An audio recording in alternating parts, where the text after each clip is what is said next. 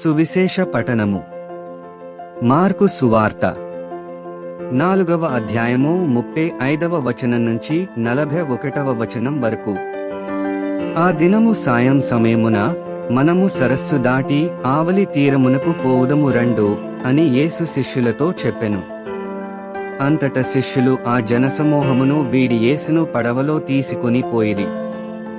మరికొన్ని పడవలు ఆయన వెంట వెళ్ళెను. అప్పుడు పెద్ద తుఫాను చెలరేగెను.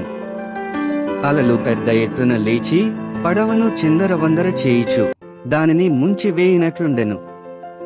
అప్పుడు యేసు పడవ వెనుక భాగమున తలగడపై తలవాల్చి నిద్రించుచుండెను. శిష్యులు అప్పుడు ఆయనను నిద్రలేపి, గురువా, తమకు ఏమాత్రము విచారము లేనట్లున్నది, మేము చనిపోవుచున్నాము అనిరి. అప్పుడు యేసు లేచి గాలిని గద్దించి, శాంతింపుము అని సముద్రముతో చెప్పగా గాలి అణగి గొప్ప ప్రశాంతత కలిగెను. మీరింత భయపడితిరేలా? మీకు విశ్వాసము లేదా అని వారిని మందలించెను. అంతట శిష్యులు మిక్కిలి కలవరపడుతూ, గాలియు సముద్రము సైతము ఈయనకు లోబడుచున్నవి, ఈయన ఎవరో అని తమలో తామనుకొనిరి. ఇది ప్రభువు సువిశేషము.